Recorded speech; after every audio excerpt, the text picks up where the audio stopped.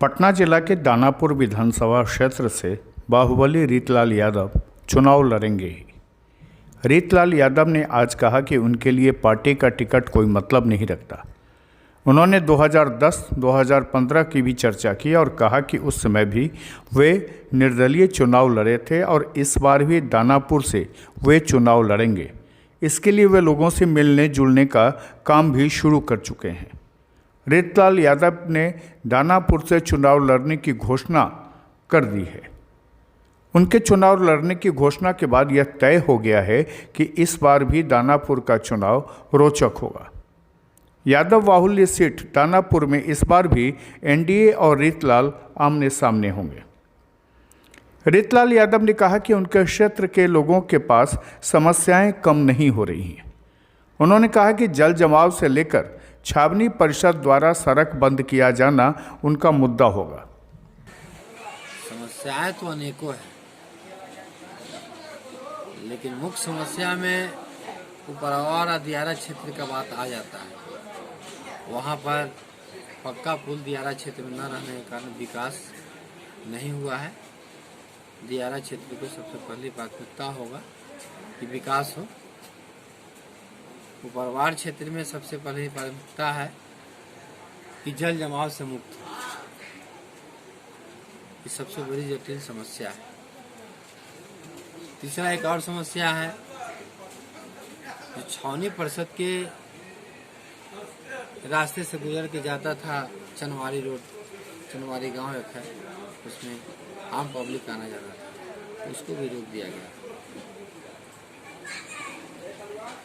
चौथा समस्या है, जो आज के डेट में जितने अभिभावकगण हैं इतने परेशानी अपने आप में महसूस कर रहे हैं, इतने परेशान हैं लोग स्कूल माफिया के कारण कि जबरदस्ती कहते हैं कि मेरे अकाउंट में इतना पैसा डालो, जबरदस्ती कहते हैं कि इतना पैसा फीस दे दो, जबकि न फीस लेने का कोई विकल्प बनता है और न अकाउंट में पैसा डालने का कोई विकल्प बनता है। इसलिए नहीं बनता है कि हमारे केंद्र सरकार के द्वारा, हमारे बिहार सरकार के द्वारा कोरोना जो आतंक बना के पब्लिक में, लोगों के बीच में रह रही है, उसी के कारण लॉकडाउन हो चुका है। तो जब लॉकडाउन हो चुका तो सारी समस्याएं जो भी था जहाँ के तहाँ रह गया। तो फिर जब आप बच्चा को पढ़ा नहीं रहे हैं, बच्चा को आप ट्रेवल करा नहीं रहे हैं, तो फिर आप फीस किस चीज़ का मांग रहे हैं? मुख्य समस्या है बहुत, सभी गार्जियन इतना गार्जियन तरस है कि बयान नहीं दिया जा सकता। आप चुनावी मैदान में निर्दलीय ताल ठोक रहे हैं, कितनी बड़ी चुनौती होगी? कल भी निर्दलीय ताल ठोके थे 2010 में, 2015 में भी निर्दलीय आया है। जनता हमको चुन करके उच्च सदन का सदस्य बना दिया। आज फिर जा रहे हैं जनता के बदौलत दाना विधानसभा में चुनाव लड़ने, फिर जनता हमको जीत के आगे बढ़ाएगी।